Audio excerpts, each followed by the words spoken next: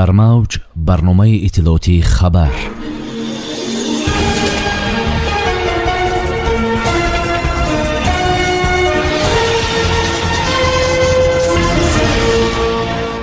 паёми ҳамдардии президенти ҷумҳурии тоҷикистон ба президенти гурҷистон. садамаи нохуши нақлиётӣ дар шаҳри кӯлоб. аз соли оянда музди меҳнати кормандон зиёд хоҳад шуд. тоҷи сомон нахустин синаму ҷашнвораи байналмилалӣ дар шаҳри душанбе доир мекардад. асосгузори сулҳу ваҳдати миллӣ пешвои миллат президенти ҷумҳурии тоҷикистон муҳтарам эмомалӣ раҳмон ба президенти гурҷистон саломе зурабишвили барқии таслият ирсол намуданд. ба иттилои дафтари матбуотии роҳбари давлат, президенти кишвар муҳтарам эмомалӣ раҳмон дар паёми хеш ба хонум зурабишвили аз хабари ба ҳалокат расидан ва осеб дидани теъдоди зиёди одамон бар асари фаромадани ярч дар осоишгоҳи шовии гурҷистон изҳори андӯҳи амиқ карданд. дар иртибот ба оқибатҳои фоҷиабори ин офати табиӣ таъзияву ҳамдардии самимии худро ба шумо пайвандону наздикони фавтидагон ва мардуми дӯсти гурҷистон изҳор намуда, ба ҳамаи осебдидагон шифои комил мехоҳам изҳор доштанд сарвари давлат. дар робита ба ярчи пурқурбонӣ дар гурҷистон санаи 7 август мотами миллӣ эълон гардидааст. корҳои наҷоту ҷустуҷӯӣ дар осоишгоҳи шовии гурҷистон рӯзи сеюм аст ки идома дорад. бояд гуфт ки ярч дар деҳаи шовӣ роҳу пул ва бӯстонсароҳоро зер кардааст. наҷотдиҳандагон беш аз 200 нафарро ба ҷойҳои бехавф кӯчонида, то ҳол ҷасади 18 нафарро пайдо карданд. айни замон ҷустуҷӯи ҷасади 17 нафар аз ҷумла 7 кӯдак идома дорад.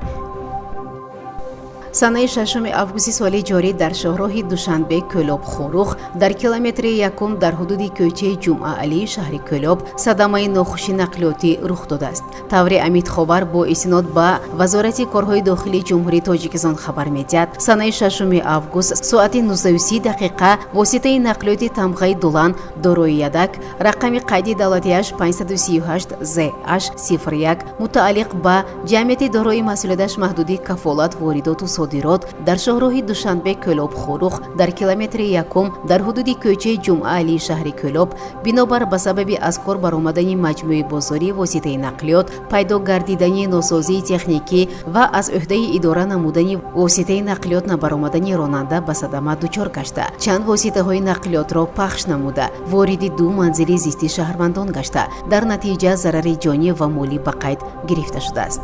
вобаста ба ин ҳодиса аз ҷониби мақомоти прокуратура парвандаи ҷиноятӣ оғоз карда шуда тафтишоти пешакӣ ба роҳ монда шудааст. бо супориши президенти ҷумҳурии тоҷикистон муҳтарам эмомалӣ раҳмон, вазири корҳои дохилӣ, вазири тандурустӣ ва ҳифзи иҷтимоии аҳолии кишвар, раиси кумитаи ҳолатҳои фавқулодда ва мудофиаи гражданӣ назди ҳукумати ҷумҳурии тоҷикистон, раиси вилояти хатлон ва дигар масъулин ба ҷои ҳодиса сафарбар карда шуданд. ба зарардидагон аз ҷониби ниҳодҳои давлатӣ ёрии аввалини тиббӣ ва моддии саривақтӣ расонида шуд. гуфта мешавад ки 10 нафар ҳалок ва 13 нафар ҷароҳат бардоштанд.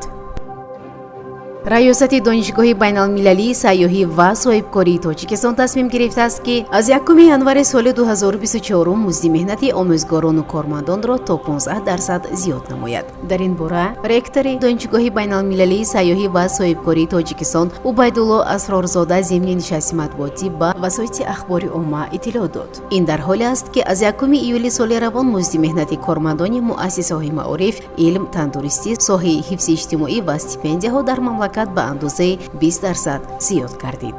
иттилоъ медиҳад Амид Ховар. моҳи октябри соли равон дар шаҳри душанбе нахустин синамо ҷашнвораи байналмилалии душанбе тоҷи сомон таҳти шиори таърихи рушди тоҷикон баргузор мекардад. дар ин хусус Амид Ховар бо иснод ба муассисаи давлатии Тоҷикфилм иттилоъ медиҳад. дар назар аст ки синамогарони давлатҳои хориҷӣ дар нахустин ҷашнвораи байналмилалии синамои тоҷи сомон иштирок намуда беҳтарин филмҳои худро ба намоиш гузоранд. синамо ҷашнвораи 1 байналмилалии душанбе тоҷи сомон таҳти шиори таърихи рушди тоҷикон бо дастгирии пешвои муаззами миллат муҳтарам эмомалӣ раҳмон бахшида ба рӯзи кинои тоҷик аз 15 то 19 октябри соли ҷорӣ дар шаҳри душанбе доир мегардад. мақсад аз он дастгирии ҷавонони эҷодкор, таваҷҷӯҳ ба арзишҳои миллӣ, табодули таҷриба, омӯзиш, манзури ҳаводорони кино намудани филмҳои ватанию хориҷӣ, таҳияи лоиҳаҳои муштарак, муаррифии маконҳои сайёҳӣ ва тарғиби дастовардҳои замони соҳибистиқлолӣ, таҳкиму тавсеяи робитаҳои байналмилалӣ дар соҳаи кино дар доираи барномаи рушди кинои ҷумҳурии Тоҷикистон барои солҳои 2023-2027 иборат аст. дар мавҷ барномаи иттилоотии хабар.